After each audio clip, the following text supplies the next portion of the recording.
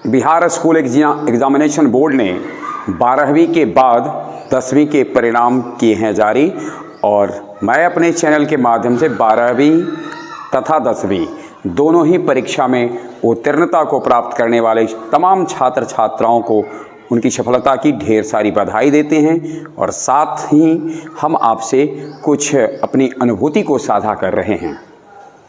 स्वाभाविक है, जब हमारे परिणाम आते हैं तो परिणाम आने के बाद अब एक ज़हन में एक सवाल आता है, इसके बाद हमें क्या करना है।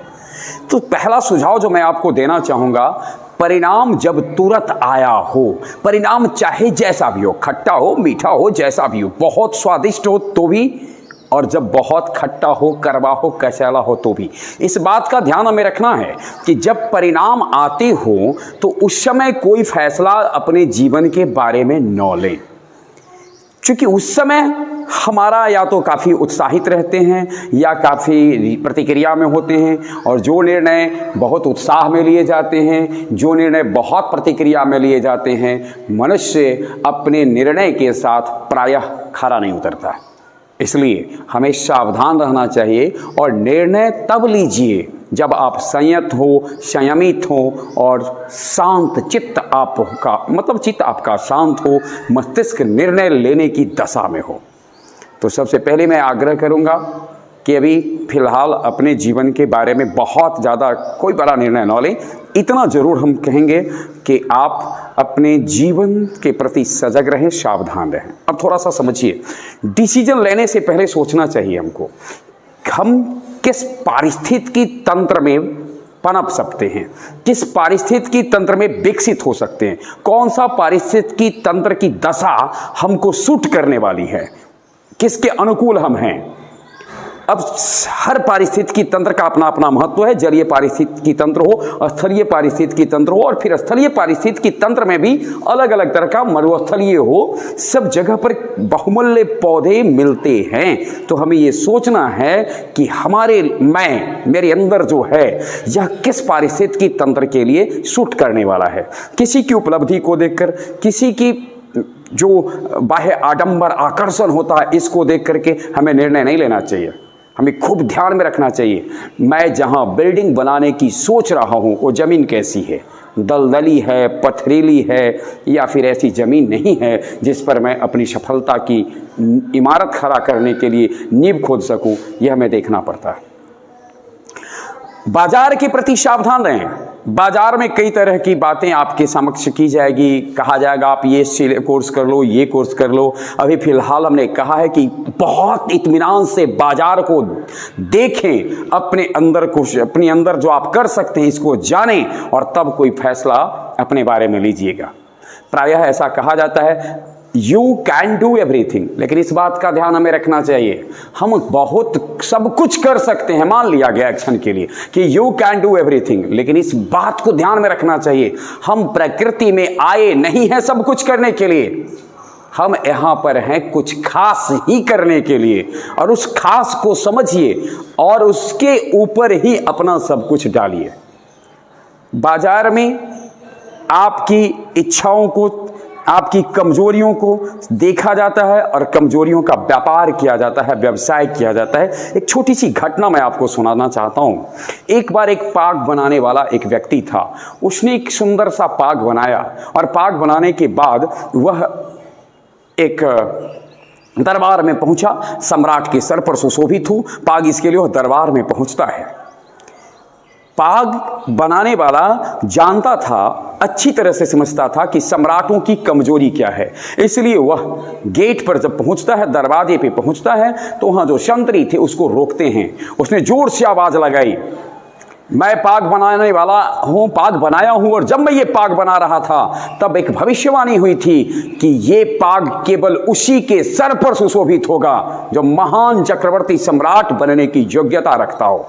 अब ये बात संतरी को समझ में आए या ना आए, लेकिन ये आवाज सीधे पहुंच जाती है सम्राट के कानों में। सम्राट ने आदेश दिया कि भाई उसको ससम्मान दरबार में हाजिर किया जाए। दरबार में आने के बाद पाग बनाने वाला वो पगड़ी को लेकर के कहता है, हे नरेश, हे सम्राट, जब मैं इस पाग को बना रहा था तो एक भविष्यवाणी हुई थी कि इस धरती पर धरती पर केवल एक ही व्यक्ति होगा जिसके माथे पर यह ताज सुशोभित होगा और वह इस धरती का सम्राट होगा, चक्रवर्ती सम्राट होगा। तो उसने कहा तो फिर क्या खासियत है इसकी? उसने कहा किसी सम्राट ने अब तक इसकी कीमत अदा करने का साहस नहीं किया। कीमत कितनी है? सम्राट पूछता है कि इसकी कीमत कितनी है? वह कहता है 1,000 स्वर्ण मुद्रा, सोने की मुद्रा। अब सोचने की बात है, इतने सहस्र सोने की मुद्रा सुन करके चौंक जाते हैं सारे दरबारी, बैठ करके अचंभित हो जाते हैं, कानाफूसी करने लगते हैं कि झूठ बोल रहा है, कुछ खास पाग में नहीं है। राजा के बगल में बैठा मंत्री राजा को सलाह देना चाहता है, राजा को सलाह देना चाहता है कि इसमें कुछ खास बात नहीं है, लेकिन इसको रीड कर लेता है वह, और वह तुरंत कहता है महाराज आप इसको बियर करने में, इसको अदा करने में सक्षम हैं, या मैं यह समझूं कि यह दरवाजा भी, यह परिसर भी, ये राजप्रसाद भी वो राजप्रसाद नहीं है जो इस पाग की सच्ची कीमत दे सके। मैं दूसरे के पास जाऊं? अब ये सुनना किसी को अच्छा नहीं, किसी सम्राट को ये कैसे लग सकता है, ये कैसे लग सकता है कि मैं पाग की कीमत नहीं जानता, नहीं दे सकता।